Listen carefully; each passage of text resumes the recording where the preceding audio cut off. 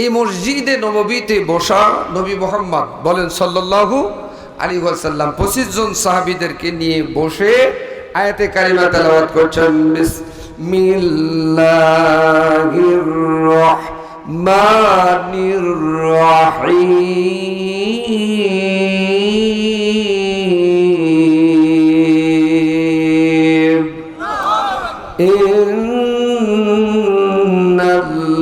ইন্নাল্লাযীনা ক্বালু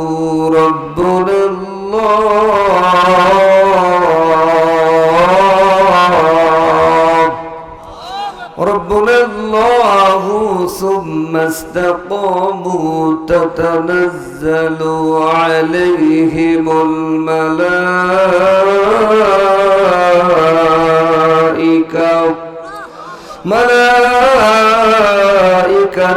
ألا تخافوا ولا تحزنوا وأبشروا بالجنة التي كنتم توعدون।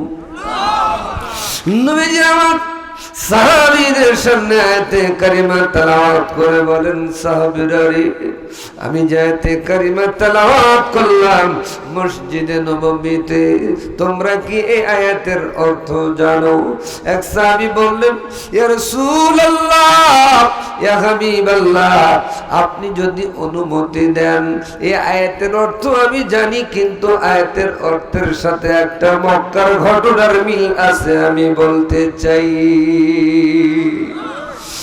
নবীজি আমার বলেন, সাহাবীরে আর দেরি করো না, জলদি বলো।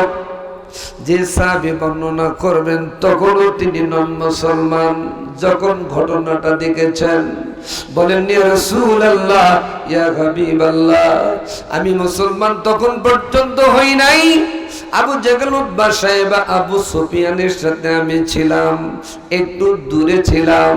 আপনার এক রাজপথের লড়াকু সৈনিক, কোরআনওয়ালা, আল্লাহওয়ালা, রাসূলওয়ালা, নবীওয়ালা রে উতবা সাইবা ধরলেন আবু জাহলের নেতৃত্বে। ধরার পরে মারপিট আরম্ভ করলেন। মারতে মারতে শরীর থেকে রক্তগুলো আল্লাহর জমিনে টস টস করে পড়তে লাগলো। উতবা সাইবা ডাকতে বলেন, রে মুহাম্মদের অনুসারী, এখনো সময় আছে, আমাদের হাতে জীবন দিবা না, আল্লাহ আর তার নবীরে ভুলে যাবা। বলছেন জীবন দিব, বিনিময়ে আমার আল্লাহ আর রাসূলকে ভুলে যাব না। সব ভুলিব কিন্তু তোমায় ভুলতে পারি না, ভুলিনি ভুলবো না, ভুলতে পারি না, ভুলিনি ভুলবো না, ভুলতে পারি না। সব ভুলিব কিন্তু তোমায় ভুলতে পারি না। আমার সোনার মদিনা, আমার প্রাণের মদিনা, সব ভুলিব কিন্তু তোমায় ভুলতে পারি না। সব কিছু ভুলে যাব, কিন্তু আমার আল্লাহ আর নবীরে ভুলে যাব যেতে পারি যদি যাই। ঈমান থাকবে, বলেন ঈমান থাকবে। আমরা ঈমান নিয়ে বাঁচতে চাই, ঈমান নিয়ে মরতে চাই। আমার আল্লাহকে, আমার রাসূলকে নিয়ে যদি কেউ বাজে মন্তব্য করে, এমন নাস্তিক মুরতাদ কুলাঙ্গারদেরকে আমরা ছাড় অতীতেও দেই নাই, আজকেও দিব না। যতদিন জীবিত থাকবো, এক চুল পরিমাণ, এক ফোঁটা শরীরে রক্ত থাকাকালীন আমরা কোন নাস্তিক মুরতাদকে ছাড় দিতে পারি না। রাজি আছেন আপনারা? যখন যেভাবে আপনাকে আমাকে আল্লাহ এবং তার রাসূলের জন্য উদাত্ত আহ্বান জানানো হবে, কাফনের কাপড় পরে মাঠে ময়দানে যাওয়ার জন্য রাজি আছেন কারা? একটু হাত তুলে দেখান। নবী সাহাবী বলছেন, ইয়া রাসূলুল্লাহ, আপনি যদি অনুমতি দেন, এই ঘটনার সাথে মক্কার একটা ঘটনার মিল আছে, আমি বলতে চাই। নবীজি বলতেছেন, বলো। বলছেন, ইয়া রাসূলুল্লাহ, উতবা সাইবা ধরলেন আবু জাহলের নেতৃত্বে, মারপিট আরম্ভ করে, শরীর থেকে রক্তগুলো আল্লাহর জমিনে টস টস করে পড়ে। উতবা সাইবা বলেন, মুহাম্মাদের অনুসারী নেই, আমাদের হাতে জীবন দিবি না, আল্লাহ আর তার নবীরে ভুলে যাবি। এবার রাজপথে লড়াকু সৈনিক ফাঁসির মঞ্চের আসামি বলতেছেন যে না, জীবন দিব, বিনিময়ে আমার আল্লাহ আর রাসূলকে ভুলে যাব না। এমন সিদ্ধান্তের কথা যখন জানাই দিল, আবু জেহেল ডাক দিয়ে বলেন, রে উতবা,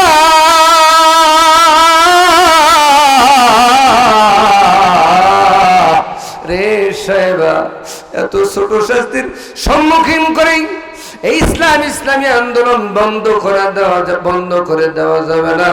ফাঁসির মঞ্চ তৈরি করো। তারা দেরি করলেন না, লেট করলেন না, জলদি ফাঁসির মঞ্চ তৈরি করলো। বর্ণনাকারী বলেন, ইয়া রাসূলুল্লাহ, ইয়া হাবিবাল্লাহ, আমি দূর থেকে তাকালাম, উতবা সাহেবা মঞ্চ তৈরি করলেন, ফাঁসির মঞ্চ তৈরি করার পর রাজপথের লড়াকু সৈনিকরে ফাঁসির মঞ্চে নিয়ে আসা হলো। দুই পাশে দুইটা হাত বেঁধে দেওয়া হলো, কোমরে রশি পরাই দেওয়া হলো, গলায় রশি পরাই দেওয়া হলো। এবার উতবা মঞ্চ থেকে নেমে গেল, সাইবা মঞ্চে রয়ে গেল। সাইবা উতবারে ডাক দিয়ে বলেন, রে উতবা, হাত দেরি করো না, ধারালো অস্ত্রটা দাও। ধারালো অস্ত্রটা দিলেন। সাইবা হাতে নেবার পর বলতেছেন, এখনো সময় আছে, জীবনটা দিবা ফাঁসির মঞ্চে, না ইসলামী আন্দোলন বন্ধ করবা, আল্লাহ আর তার নবী মুহাম্মদ রে ভুলে যাওয়া। বলতেছেন, এমন সিদ্ধান্তের কথা জানাই দিলেন। বর্ণনাকারী বলেন, ইয়া রাসূলুল্লাহ, আমি দূর থেকে শুনলাম, বলছেন আমি যদি লক্ষবার হায়াত পাই আর লক্ষবার ফাঁসির মঞ্চে জীবন দেই, এরপরও আমার কোনো চিন্তা থাকবে না, এরপরও আমার কোনো ভয় থাকবে না। আমার আল্লাহ আর রাসূলের জন্য আমি লক্ষবার হায়াত পেলে লক্ষবার ফাঁসির মঞ্চে জীবন দিতে রাজি, বিনিময়ে আল্লাহ আর রাসূলকে ভুলে যেতে রাজি না। এমন সিদ্ধান্তের কথা যখন জানাই দিল, সাহেবা এবার রাগে রাগান্বিত হয়ে হাত বাঁধা আছে, ডান হাতের বাহুর উপরে একটা আঘাত করলো। একটা হাতের উপরে আঘাত করা মাত্র হাতটা কেটে যখন মঞ্চে পড়ে গেল, থিমকি দিয়া রক্তগুলো বেরোতে লাগলো। বর্ণনাকারী বলছেন, সাহাবী, ইয়া রাসূলুল্লাহ, আমি দূর থেকে তাকালাম, হাতটা কেটে যখন মঞ্চে পড়ে গেল, মঞ্চ লালে লাল। আমি মঞ্চের দিকে তাকালাম, চোখের দিকে তাকালাম, মুখের দিকে তাকালাম, হাতটা কেটে যখন মঞ্চে পড়ে গেল, চোখে পানি নাই, মুখে মিষ্টি হাসি, আমি তা দেখছিলাম। নবী কান্দে, নবীর সাহাবারা কান্দে, কান্নার আওয়াজ, শুধু কান্নার আওয়াজ মসজিদে নববীতে। নবীজি আবার সাহাবী বর্ণনাকারীকে বলেন, তারপর কি ঘটনা তারা ঘটালো? বর্ণনাকারী বলেন, ইয়া রাসূলুল্লাহ, ইয়া হাবিবাল্লাহ, সাইবা মঞ্চ থেকে নেমে গেল, উতবা মঞ্চে উঠলো। বলতেছেন, সাইবা রে, ধারালো অস্ত্রটা দাও। ধারালো অস্ত্রটা এবার উতবা হাতে নিলেন। ডাক দিয়ে বলতেছেন, মুহাম্মদের অনুসারীরে, একটা হাত কেটে দিয়েছি, এখনো এক হাত, দুই পা, জীবনটা জানটা তোমার বেঁচে আছে। বর্ণনাকারী বলেন, ইয়া রাসূলুল্লাহ, ইয়া হাবিবাল্লাহ, এমন কথা বলাই সাহাবী বলতেছেন, একটা হাত দিয়েছি, প্রয়োজন বোধে আর একটা হাত দিব, পা দিব, ফাঁসির মঞ্চে জীবন দিব রে উতবা, বিনিময়ে আমার আল্লাহ রাসূলকে ভুলে যাব না। এমন সিদ্ধান্তের কথা যখন জানাই দিলেন, বর্ণনাকারী বলেন, ইয়া রাসূলুল্লাহ, উতবা রাগে রাগান্বিত হইয়া বাম হাতের বাহুর উপরে ছুরি দিয়ে করার সাথে সাথে হাতটা কেটে যখন মঞ্চে পড়ে গেল, থিমকি দিয়ে রক্তগুলো বেরোইতে লাগলো। আমি চোখের দিকে তাকালাম, মুখের দিকে তাকালাম, চোখে কোনো পানি নাই, মুখে মিষ্টি হাসি। নবীজি কান্দে, নবীর সাহাবারা কান্দে। এরপর কি ঘটনা ঘটলো? বর্ণনাকারী বলেন, ইয়া রাসূলুল্লাহ, উতবা সাহেবা যখন মঞ্চ থেকে বিদায় নিল, রাষ্ট্রপতি আবু জেহেল নিজে এসে প্রস্তাব করলো, এখনো আমার কাছে প্রাণ ভিক্ষা চাও, জানে বাঁচাই দিব। বলতেছেন, আমি তো অপরাধ করি নাই, আপনার কাছে প্রাণ ভিক্ষা চাবো কেন? আমাদের ইসলামী আন্দোলনের নেতা কর্মীদেরকেও এমন প্রস্তাব দেওয়া হয়েছিল। কথা বলেন। নিজামীকে, আলিয়া হাসান মোহাম্মদ মুজাহিদকে, কাদের মোল্লাকে, কামরুজ্জামানকে, আল্লামা দেলোয়ার হোসেন সাইদি সাহেবকে, সকল নেতৃবৃন্দকে এমন প্রস্তাব দেওয়া হয়েছিল। সে প্রস্তাব তারা নোট করে দিয়েছে। কারণ মরলে শহীদ, বাঁচলে গাজী। অপরাধ তো করি নাই, অপরাধ স্বীকার করার প্রশ্নই ওঠে না। কথা বলেন, কথা ঠিক কিনা? তারা চূড়ান্ত ভাবে দৃষ্টান্ত রেখে গেলেন বাংলাদেশে। আজকে এটিএম আজহার নির্দোষে মুক্ত হয়, তারাও নির্দোষ। কথা বলেন, কথা ঠিক কিনা? আর এই দোষে দোষী সাব্যস্ত করে যারা যেভাবে ট্রাইব্যুনাল গঠন করেছে, আজ থেকে এই 15-16 বছরের ব্যবধানে ওই ট্রাইব্যুনালে আজকে আল্লাহর কি লীলা, আল্লাহর কি খেলা, তাদের বিচার কার্য শুরু হয়ে গেছে। আপনারা বিশ্বাস করুন, আজ হোক কাল হোক ওই খুনি হাসিনাকে বাংলাদেশের ট্রাইব্যুনালে বাংলাদেশের মানুষ বিচার করেই মারবে। কথা বলুন, কথা ঠিক কিনা? তাদের কোনো দোষর বাঁচার সুযোগ সহজ পাবে না ইনশাআল্লাহ। কষ্ট হচ্ছে নাকি আপনাদের? আসছি বহুদিন পরে, কয়া যায়। নবীজি আমার ডাক দিয়ে বলেন, সাহাবীর তারপর কি ঘটনা ঘটলো? এবার আবু জেহেল এসে ডাক দিয়ে বলতেছেন, এখনো সময় আছে, জীবনটা যদি বাঁচাইতে চাও, জানটা যদি বাঁচাইতে চাও, আমার কাছে প্রাণ ভিক্ষা চাও। বলেন, অপরাধ করি নাই, প্রাণ ভিক্ষা চাবো কেন? মরতে রাজি, আল্লাহ আর তার নবীকে ভুলতে রাজি নই। বর্ণনাকারী বলে, ইয়া রাসূলুল্লাহ,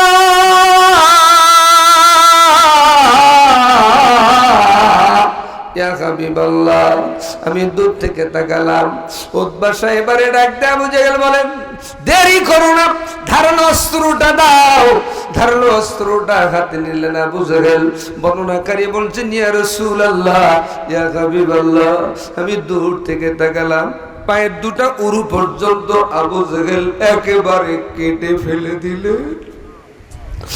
পা দুটো যখন কেটে মঞ্চে পড়ে গেল, থিনকি দিয়ে রক্তগুলো বেরিয়ে গেল, মঞ্চ লালে লাল। বর্ণনাকারী যিনি বর্ণনা করেন, ইয়া রাসূলুল্লাহ, ইয়া হাবিবাল্লাহ। আমি দূর থেকে তাকালাম, পা দুটো যখন কেটে গেল, গলায় রশি পরানো আছে, মাথা থেকে কোমর পর্যন্ত গলায় রশি ভর করে। যখন রশিটা গলায় কিটকিট করে বসে, আমি দূর থেকে তখন পর্যন্ত তাকালাম, চোখে কোনো পানি নাই, মুখে মিষ্টি হাসি। ইয়া রাসূলুল্লাহ, একটি কথা আমি আমার নিজ কানে শুনলাম, মৃত্যুর পূর্বে গলা রশি যখন কিটকিট করে গলায় বসে, একটি কথা তিনি বলেন, ফুস্তু রব্বি ওয়া রব্বাকুমুল কাবা। রে আবু জেহেল, রে উতবা, রে সাইবা, রে আবু সুফিয়ান, নেতৃবৃন্দদেরকে ডাক দিয়ে বলতেছেন, রে সালেমের বাচ্চা সালেমেরা, আমার গলার রশি গলায় কিটকিট করে বসার আগে আমার জানটা আমার আল্লাহর জান্নাতে নিয়ে যাওয়া হচ্ছে।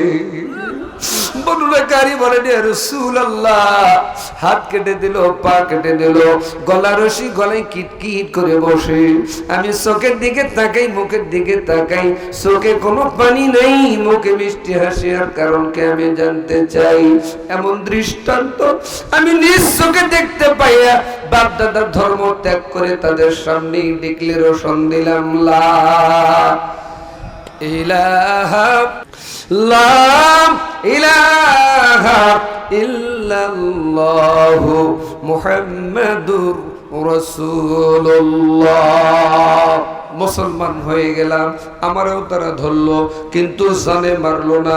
সবাই তো ধরবে, জানে মারবে তা কিন্তু না, কাউরে ধরবে কাউরে ছাড়বে, এটা আজ থেকে ১৫০০ বছর পূর্বের নীতি। আজও ও নীতি আছে না নাই? সম্মানিত ভাইয়েরা, সাহাবারা এক বাক্যে বললেন, ইয়া রাসূলুল্লাহ। হাত কেটে দিল, পা কেটে দিল, গলা রশি গলায় কিটকিট করে বসলো। চোখের দিকে তাকালাম, মুখের দিকে তাকালাম। বর্ণনাকারী বলেন, চোখে কোনো পানি নেই, মুখে মিষ্টি হাসি। আর কারণ কি জানতে চাই? এক বাক্যে সবাই যখন বললেন, নবীজি জানাইতে চাই।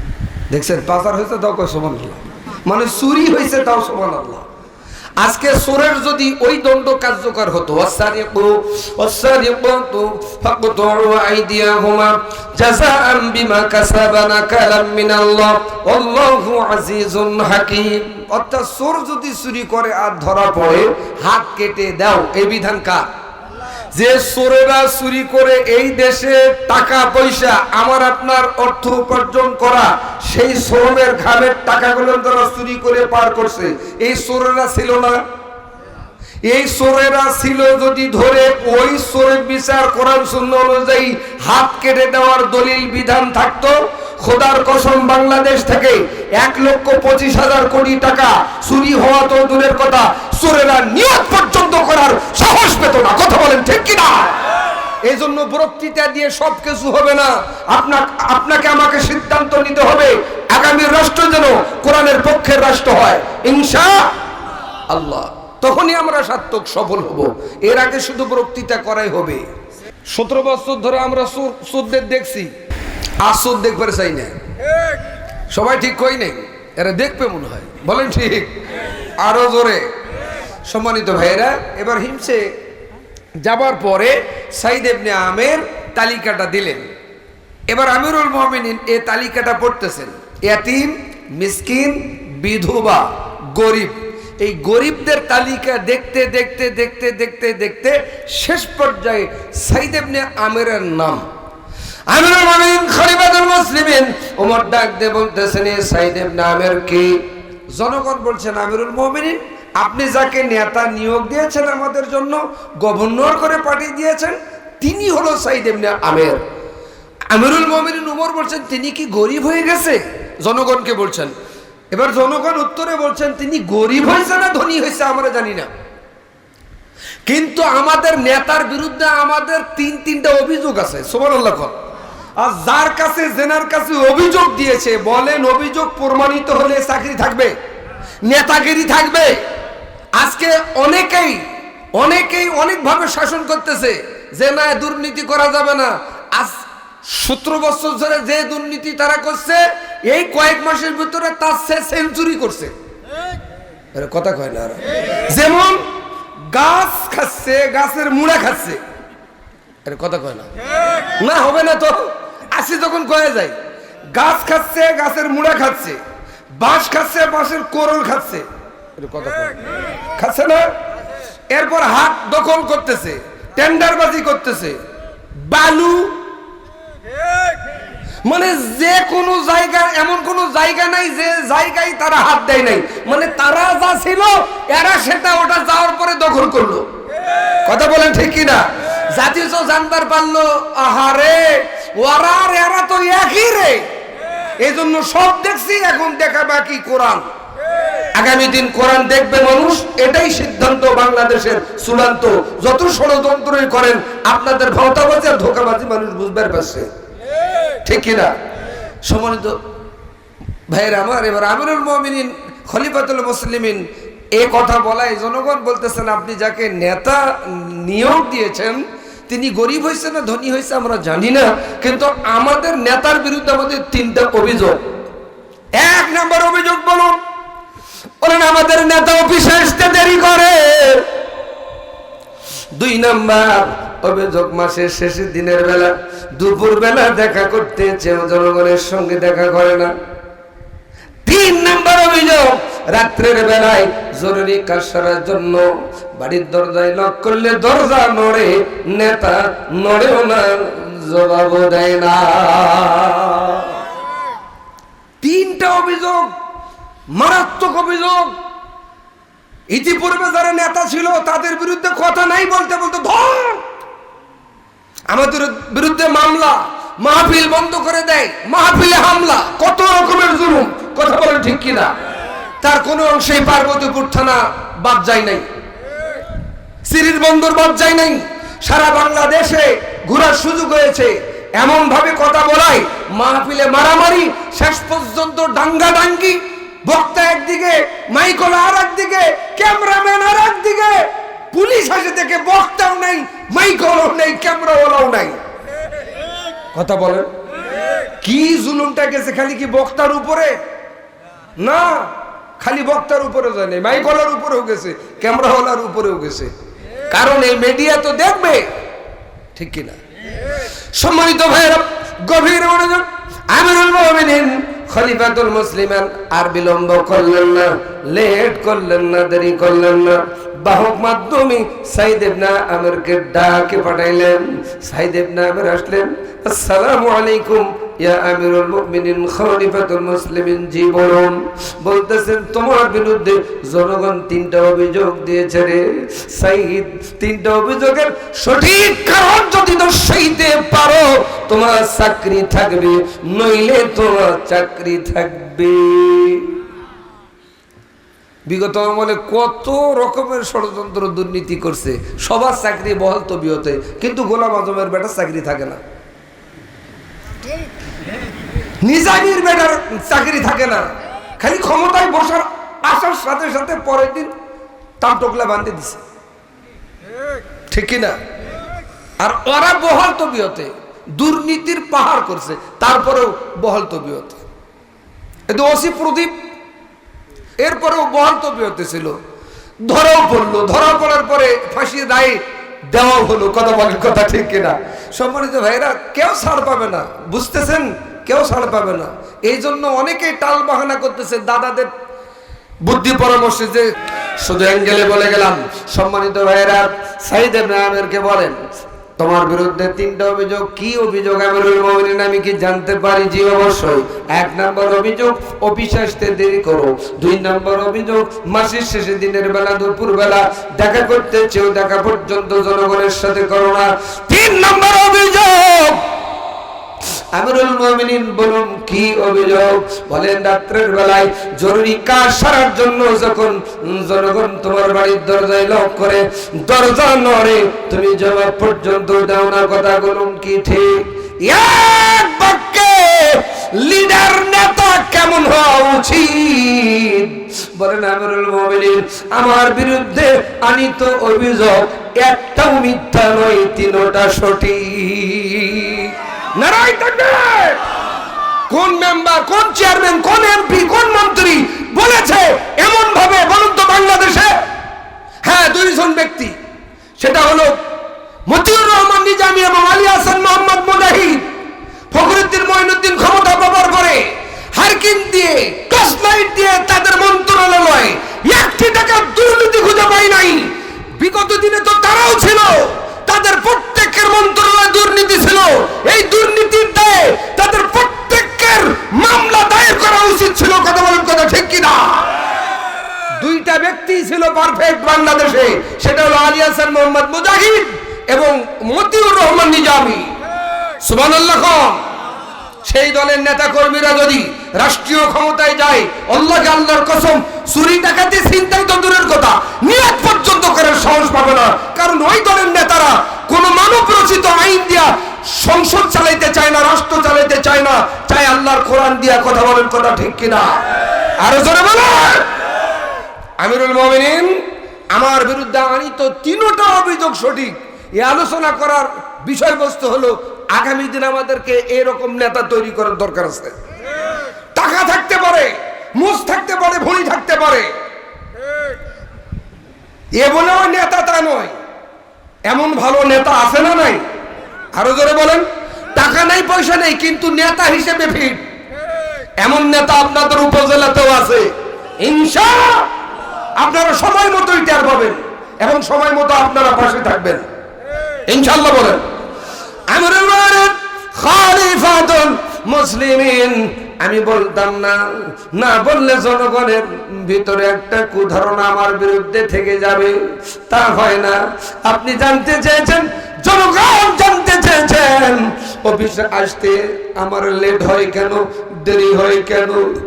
আমিরুল মুমিনিন আমি গভর্নর, টাকার অভাব নাই, কিন্তু এ টাকা তো আমার নয়, এ টাকা জনগণের, পাবলিকের। একজন রাষ্ট্রের কর্মচারীর দায়িত্ব দেখেন, দায়িত্ববোধ দেখেন, বলছেন এই টাকা তো আমার নয়, এ টাকা জনগণের, পাবলিকের।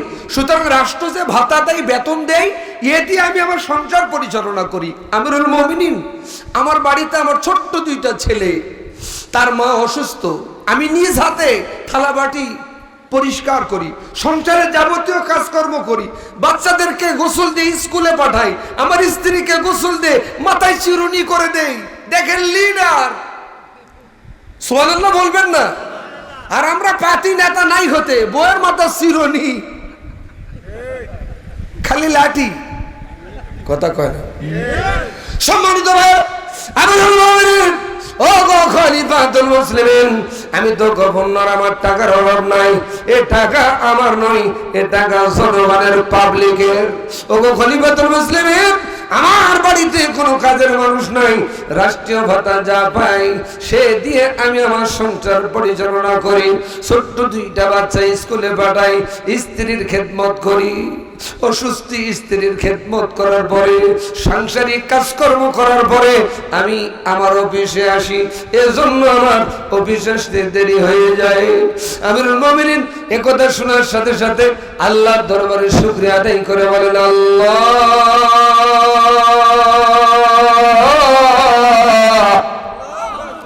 যে নেতা নিয়োগ দিয়েছি, এ নেতা দুর্নীতিবাজ নেতা নয়। এই আসছে, আপনি আগামী দিন নেতা নির্ধারণ করবেন ভোট দিয়ে। ভোট না দিলে নেতা হয়ে যাবে, কিন্তু 16 বছর তো আমরা ভোট থেকে বঞ্চিত ছিলাম, ঠিক কিনা? আজকেও কেউ কেউ মনে করতেছে কি জোর করে দাও, জোর করে ভোট বাক্স দখল করবো, ও সুযোগ নাই। সম্মানিত ভাইরা, ভোট দিয়ে আপনি নেতা নির্বাচন করতে গেলে, আচ্ছা বলেন নেতা মানে কি? ইমাম, ইমাম মানে কি? নেতা। এখন আপনি ইমাম যদি নিয়োগ দেন মসজিদের, এই যে আপনাদের মহব্বপুর মসজিদে ধরেন আমাকে নিয়োগ দিবেন, আমার কয়েকটা দিক দেখবেন, বলবো। 1 নম্বর দিক দেখবেন যে আজাদের চরিত্র ভালো কিনা, ঠিক না? আজাদে যদি বিড়ি খায় দিবেন, গাঁজা, মদ, লাল পানি, হলুদ, তার মানে না, এটা দিয়ে হবে না।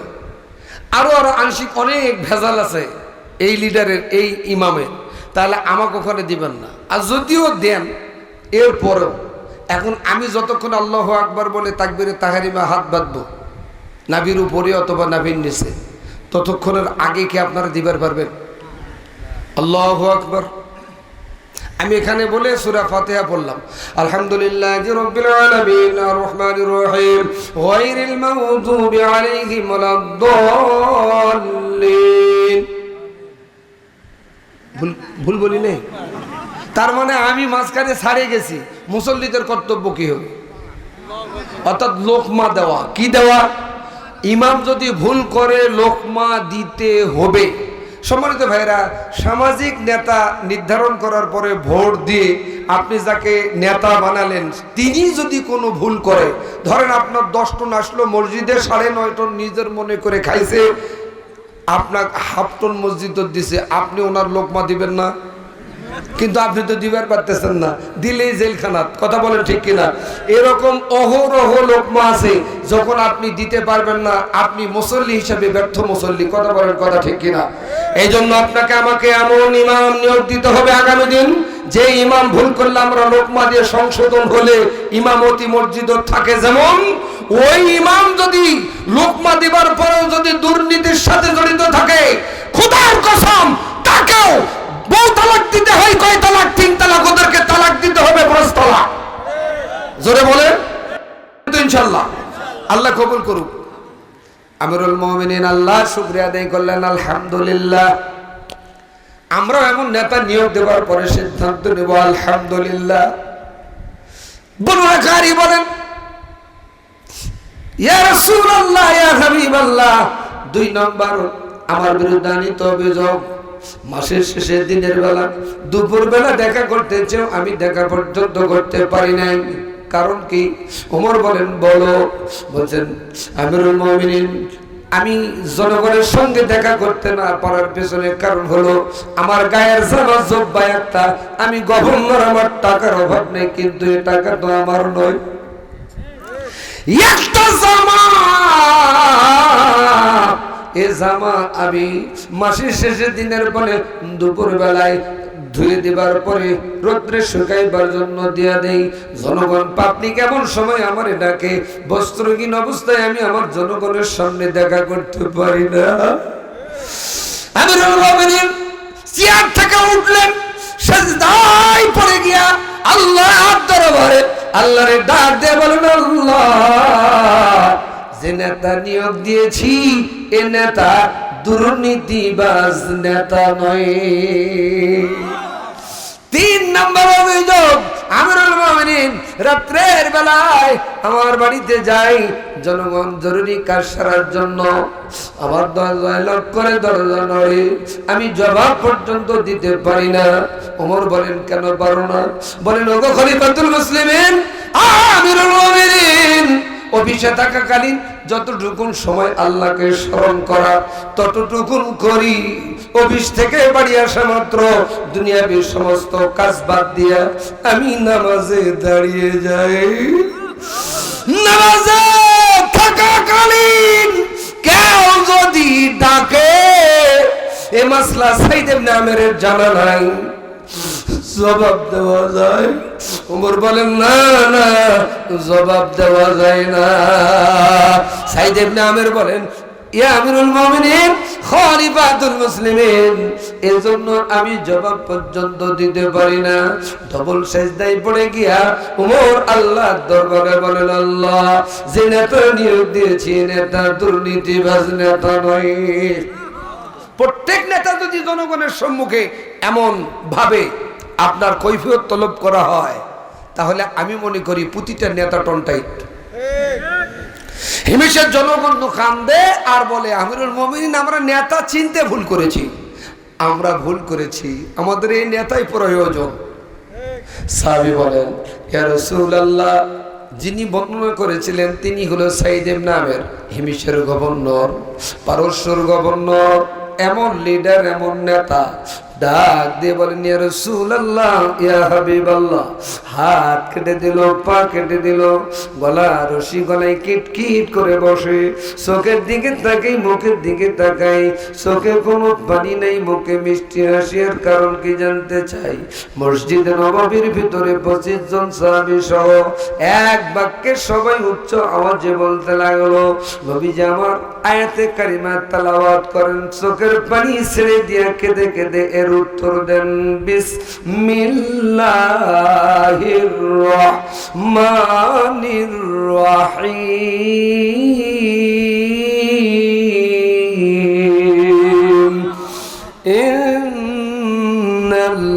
ইন্নাল্লাযীনা ক্বালু রাব্বুনাল্লাহ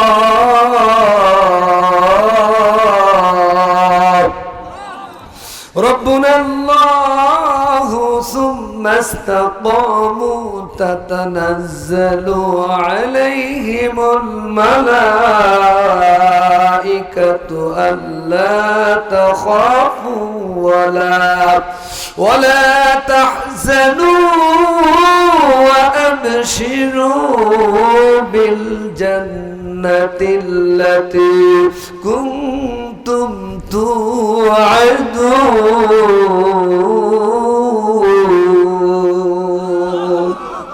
নবী আমার কেঁদে কেঁদে বলেন ইন্নাল্লাযীনা ক্বালু রাব্বুনাল্লাহ নিশ্চয়ই যারা বলে আল্লাহ আমার রব হাত কেটে দেয় তখন বলে আল্লাহ আমার রব পা কেটে দেয় তখনও বলে আল্লাহ আমার রব যখন গলা রশি গলায় কিট কিট করে বসে তখনও বলে আল্লাহ আমার রব নবী কান্দে নবীর সাহাবারা কান্দে ইন্নাল্লাযীনা ক্বালু রাব্বুনাল্লাহ সুম্মা ইসতাকামু হাত কেটে দেয় পা কেটে দেয় গলা রশি গলায় কিট কিট করে বসে এর উপরে ইস্তেকামাত থাকে আল্লাহু আকবার তাতানাজ্জালু আলাইহিমুল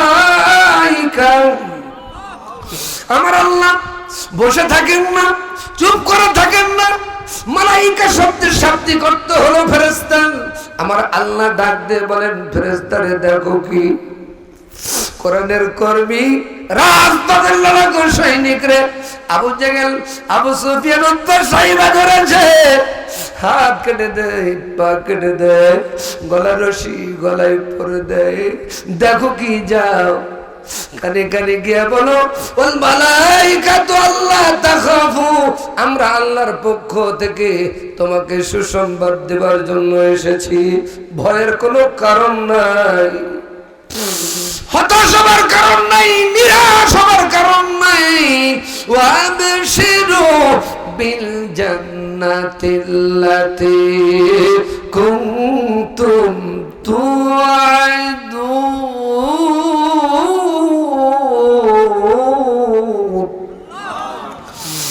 ও সাহাবীরা ফেরেশতারা বলতেছেন আমরা আল্লাহর পক্ষ থেকে এসেছি ওয়ালা তাহজানু ওয়া আবশিরু বিল জান্নাতিল্লাতী কুনতুম তুআদুন তোমার হাত কেটে দিবে পা কেটে দিবে গলা রশি গলায় কিটকিট করে বসার আগে তোমার জানটা আমরা আল্লাহর জান্নাতে নিয়ে যাবার জন্য এই সুসংবাদ দিবার জন্য চলে এসেছি নবীজি কেঁদে কেঁদে বলেন অগ্রিম জান্নাতের সার্টিফিকেট যদি কেউ পায় সে কাঁদবে না সে হাসবে সাহাবারা বলছেন অগ্রিম সংবাদ যদি জান্নাতের কেউ পায় হাত কাটলো না পা কাটলো গলা কাটলো এদিকে তাকার সুযোগ আছে কি সাহাবারা বলতেন তার জীবনটা যদি ফাঁসির মঞ্চে না হয়ে আমরা আমাদের জীবনটা দিতে পারতাম উত্তম শহীদি মর্যাদা আমাদের হইতো এই জন্য কবি বলেন শাহাদাতের তামান্না হৃদয়ে যাদের কিসের তাদের ভয় নেই কোনো শক্তি পৃথিবীর বুকে ঠেকায় আলেমদের জয় ঠেকাই শহীদদের জয় খোদার আইন কায়েম ভবে যারা সংগঠিত হয় আসবে দেশে শহীদদের দ্বারাই আসবে দেশে আলেমদের দ্বারাই ইসলামের বিজয় ইসলামের বিজয় শাহাদাতের তামান্না হৃদয়ে যাদের কিসের তাদের ভয় নেই কোনো শক্তি পৃথিবীর বুকে ঠেকায় সাইদির জয় ঠেকাই নিজামির জয় ঠেকাই মুজাহিদের জয় ঠেকাই এটিএম আজহারুলের জয় নারাই তাকবীর। সম্মানিত ভাইরা যেহেতু মসজিদের আলোচনা আমি আপনাদের মাঝে যে বিষয়টা আলোচনা করলাম, এই মসজিদ থেকে আমাদের ইমান পাকাপোক্ত করার দরকার আছে না নাই? আসুন, নবী একটা নিজে মসজিদ তৈরি করেছিলেন। এই মসজিদটার নাম কি আপনারা জানেন?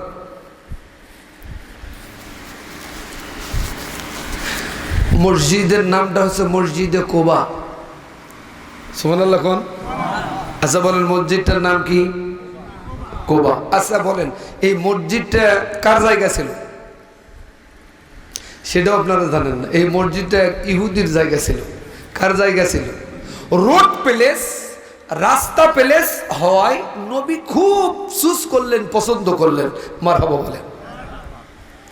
তো নবী যে প্রস্তাব দিল, জায়গাটা আমরা খরিদ করতে চাই, আল্লাহর ঘর মসজিদ বানাবো, উনি একবারে নাকচ করে দিলেন যে না, এই জায়গায় বিক্রি হবে না, আর আল্লাহর ঘর তৈরি এখানে হবে না। নবীর মনটা খুব খারাপ। আচ্ছা বলেন, আমাদের নবী যদি আমাদের কাছ থেকে কিছু চায়, আমরা জীবনটাও দিতে রাজি, কলিজাটা বাহির করে দিতে রাজি, ঠিক কিনা? নবীর মনটা খুব খারাপ। আবু বকর নবীর বাড়ি এসে নবীর মনটা খারাপ দেখে বলছেন, ইয়া রাসূলুল্লাহ কি ঘটনা বলেন তো, আমার একটু ঘটনাটা খুলে বলছেন ইয়া রাসূলুল্লাহ আপনি একটু অনুমতি দেন, আমি একটু যাই, দেখি তাক বুঝে যদি বলতে পারি, জায়গাটা যদি ক্রয় করতে পারি তো অসুবিধা কোথায় অনুমতি দিতে। নবী অনুমতি দিয়ে দিলেন। সুবহানাল্লাহ। আবু বকর গেলেন ইহুদির দরবারে, প্রস্তাব দেওয়ায় এক বাক্যে বললেন, এ জায়গা বিক্রয় হইবে না, আর আল্লাহর ঘর মসজিদও হবে না। আবু বকরের মনটা ভালো, আবু বকরের মনটাও খারাপ। এবার ওসমান আসছে, উমর আসছে। উমর এসে দেখেন আবু বকরের মন খারাপ, নবীর মন খারাপ। কি হলো ঘটনাটা খুলে বলাই, উমর বলতেছেন, ইয়া রাসূলুল্লাহ আপনি একটু অনুমতি দেন, আমি যাই। তার মানে উমরের ভয়ে পেশাব পর্যন্ত মানুষের হতো না, এত ভয় করত, ঠিক কিনা? ওই যে এক ইহুদি মসজিদে পেশাব করছিল, ঘটনা আপনাদের মনে আছে। ইয়া রাসূলুল্লাহ অনুমতি দেন, ওর পেশাব জন্মের মতো বন্ধ করি। আমার রাসূল কত বড় দার্শনিক, কত বড় ডাক্তার, বলতেছেন ওমর তুমি গেলে দৌড় মারবে, পেশাব অর্ধেক হবে, পেশাব অর্ধ হবে না, বরং ও করতেছে করুক, পরে ধরবো।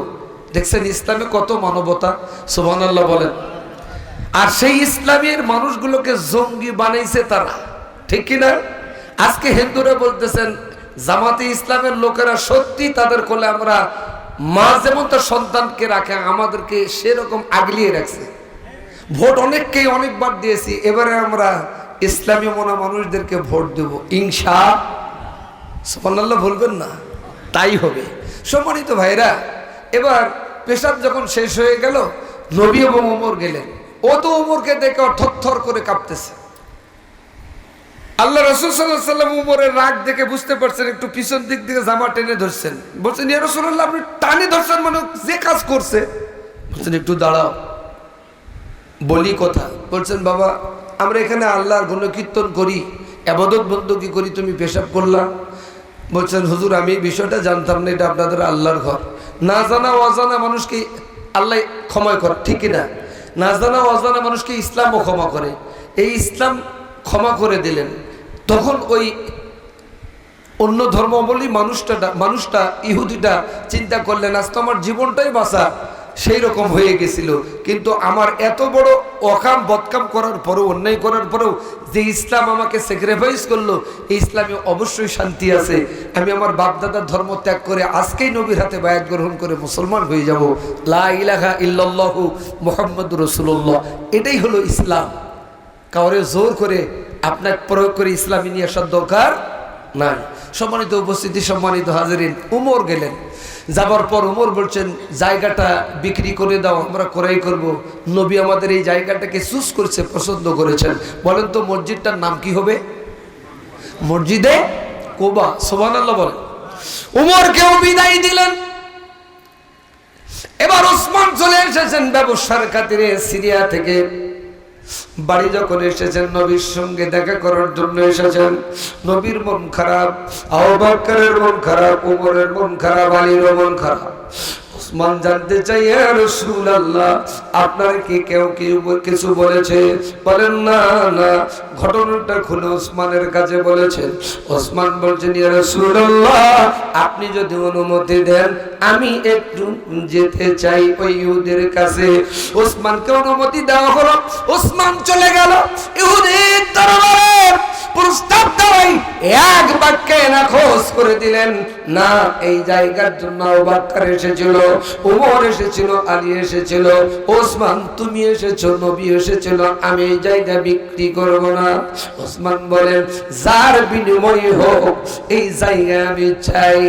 তখন ইহুদি সুযোগ বুঝে বললেন, আমি এর বিনিময়ে যা চাবো তুমি তাই দিবা। ওসমান বলেন, জি আমি দিব, এজন্য যে আমার নবী জায়গাটাকে আল্লাহর ঘরের জন্য মনোনীত করেছে।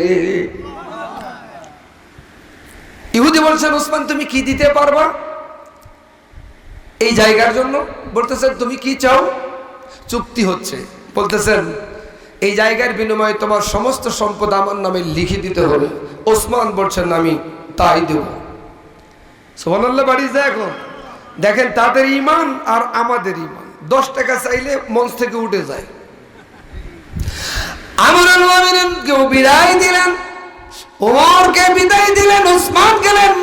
ওসমান এমন প্রস্তাব দেয়, বলতেছেন, বিনিময় হোক, চুক্তি হোক, জায়গা আমি দিব, কিন্তু বিনিময় হলো তোমার সমস্ত সম্পদ আমার নামে লিখে দিতে হবে। ওসমান বলতেছেন, আমি তাই দিব। রাজি হয়ে গেল। ওসমান নবীর কাছে এসে বলছেন, ইয়া রাসূলুল্লাহ, ইয়া হাবিবাল্লাহ, উনি জায়গা দেওয়ার জন্য রাজি হয়ে গেছে। এবার নবী এই সংবাদ শোনার সাথে সাথে ওসমানের জন্য দোয়া করছেন, আল্লাহ যে ওসমান তোমার ঘরের জন্য আয় আল্লাহ ব্যবস্থা করলেন, ওসমানের জন্য জান্নাতে এরকম একটা ঘর নির্ধারণ করে দিও। ইহুদি ওসমানের পিছে পিছে আসায় এই দোয়া যখন শুনলেন, ইহুদি ডাক দিয়ে বললেন, ইয়া রাসূলুল্লাহ, শুধু কি ওসমানের জন্য দোয়া করবেন, আমার জন্য করবেন না? কারণ আমি ওসমানের সম্পদ চাই না, আমি এককালীন আল্লাহর ঘর মসজিদের জন্য অক্ষ করে দিলাম আর বায়াত গ্রহণ করে আজকে মুসলমান হয়ে গেলাম। লা ইলাহা ইল্লাল্লাহু মুহাম্মাদুর রাসূলুল্লাহ।